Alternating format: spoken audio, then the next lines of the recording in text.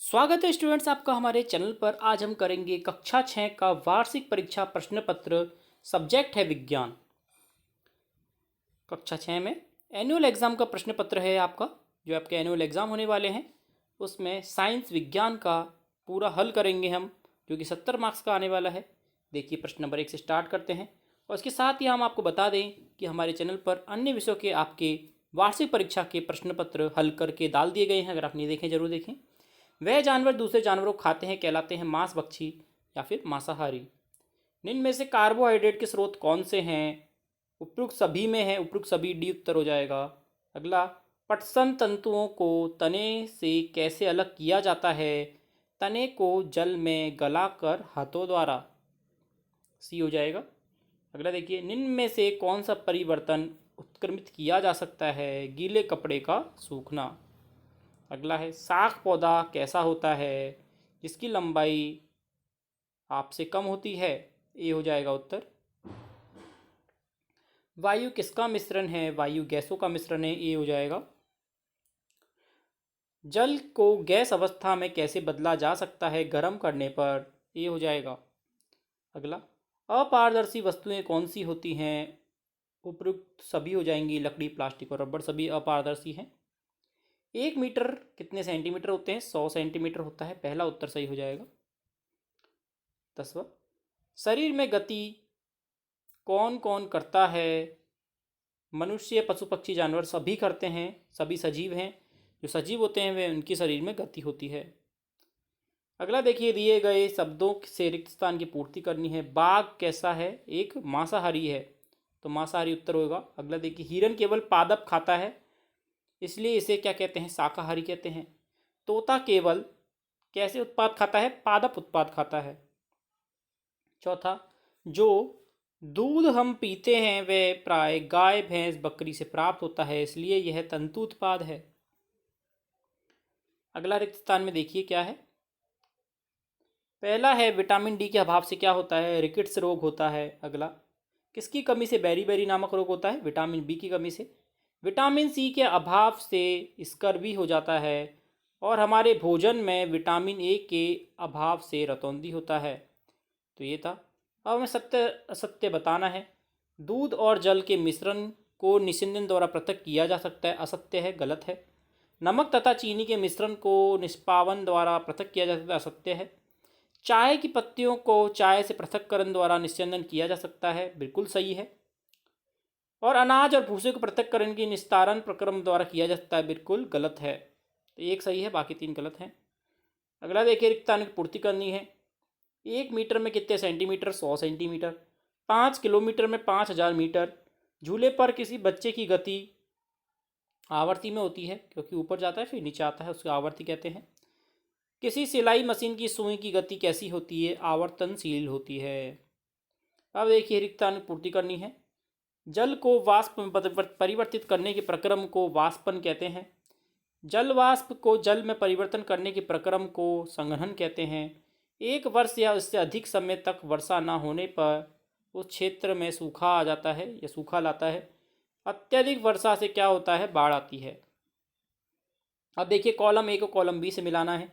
दूध दही पनीर घी को मिलाएंगे सभी जंतु उत्पाद से, मतलब कि चौथे से।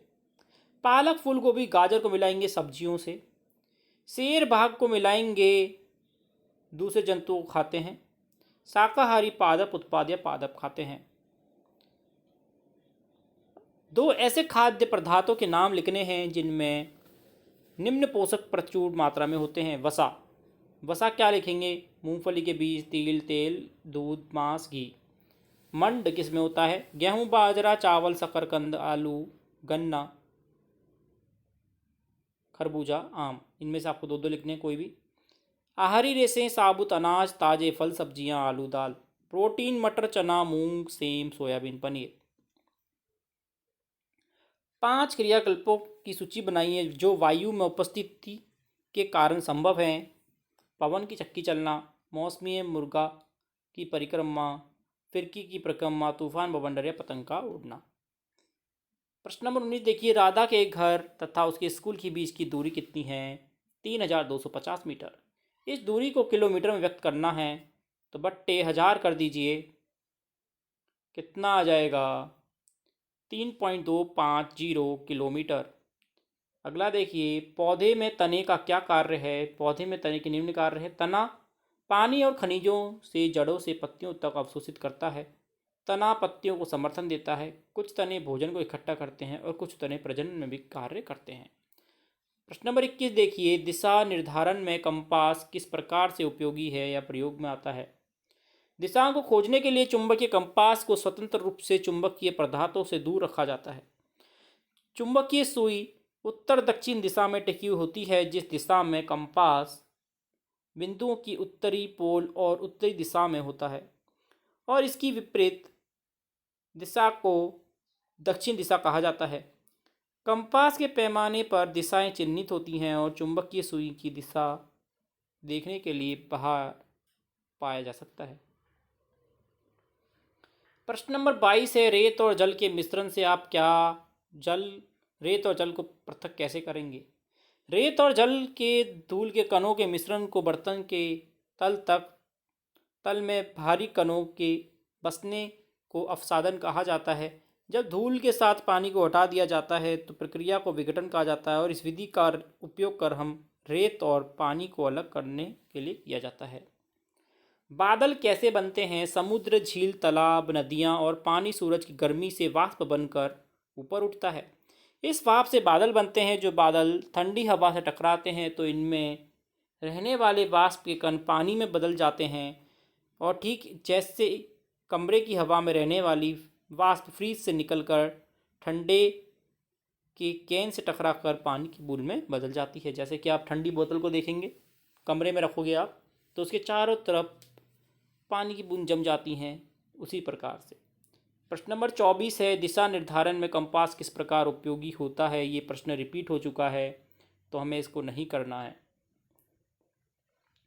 अगला देखिए, किसी एक निर्जीव वस्तु का उदाहरण दीजिए जिसमें सजीवों के दो लक्षण परिभाषित हों या फिर परिलक्षित हों।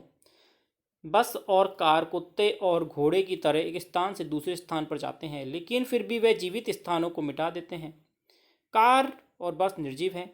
इसी तरह हवा का पाइप अपने अंदर हवा खींचता है तो हवा में जानवरों को लाया जा सकता है, लेकिन फिर भी हवा का पाइप एक निर्जीव वस्तु है। तो स्टूडेंट्स, ये था हमारा पूरा विज्ञान का पेपर का हल वार्षिक परीक्षा का। इसी प्रकार अन्य विषयों के देखने के लिए जुड़े रहिए चैनल से। लाइक करें, शेयर करें, सब्सक्राइब करें। धन्यवाद।